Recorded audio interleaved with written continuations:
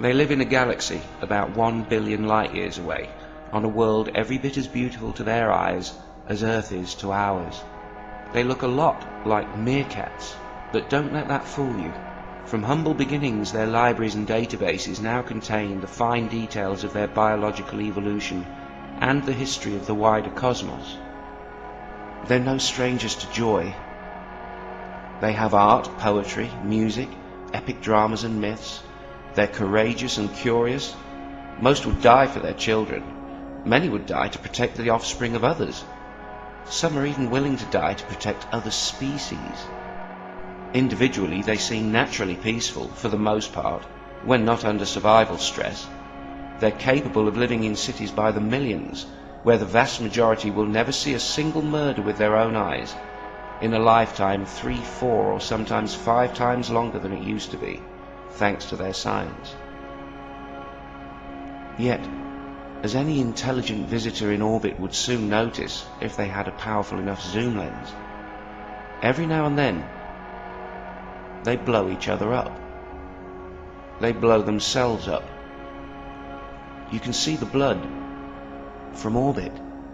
A busy marketplace, a flash, a crater, pieces of children.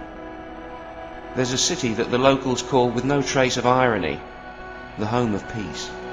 They say it was here thousands of years ago that the creator of the universe, who happened to look a lot like a male meerkat, stepped out of a cloud and told all within earshot that Saturday was his favourite day of the week, and that females should do what they are told and have lots of babies, and everyone should be nice to each other.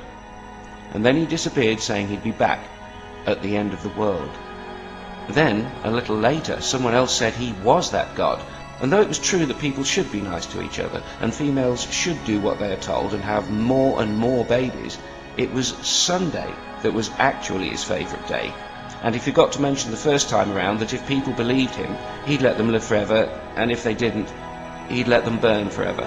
When some people who didn't believe him killed him by nailing him to a wooden door, he came back to life and flew away, calling back over his shoulder that he'd be back at the end of the world with an army. To this day, his followers still kneel, pray and weep before the sign of the door.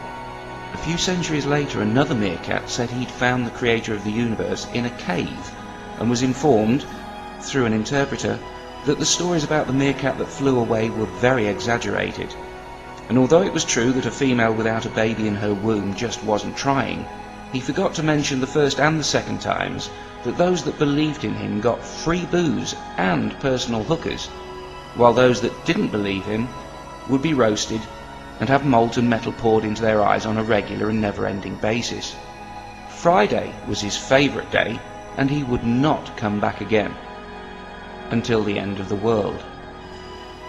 And the city in the middle of all this had been promised to the followers of the first guy and the followers of the third guy, while the followers of the second guy tried to take the rest of the planet while the others were distracted. And those that didn't believe any of it, those that called it insanity, were ridiculed, vilified, sometimes even killed, for saying they couldn't believe the universe was made for meerkats. But everyone agreed it couldn't be insanity. Insanity isn't contagious. Wouldn't it be just a little sad if there was really a world like that? If somewhere out amongst all those galaxies there was a species like that, where beings who can split the atom still listen to witch doctors, where they've noticed the electron but not the absurdity of a god valuing his creations according to their testosterone content. If there were creatures who couldn't see a universe tens of billions of light years across because of one book a few centimeters thick, where leaders could publicly admit to taking guidance from silence on the eve of war, and nobody screams, "Fool, lunatic, liar," where a species can't see its own value because it's been told it has none by a god who simply can't be wrong.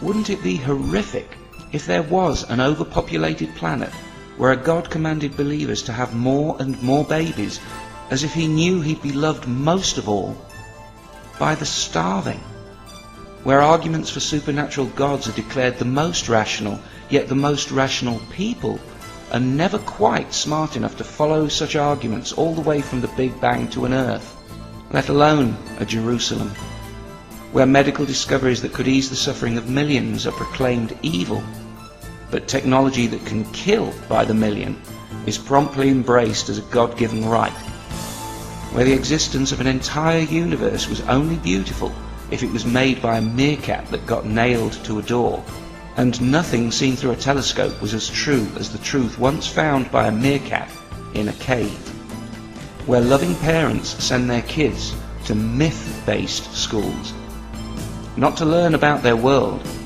but to keep them traditionally ignorant, where believers say, yes, I know it sounds crazy, as if that confession makes them sound more reasonable, as they drop to their knees, close their eyes, and imagine how glorious it will be at the end of the world. What would we think of them?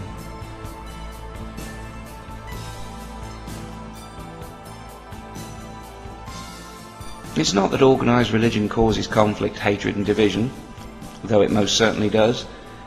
It's not that it makes perfectly sane and rational people say and think insane thoughts, or that it gives power-mad bastards a rallying cry, though it bloody does. It's about ignorance.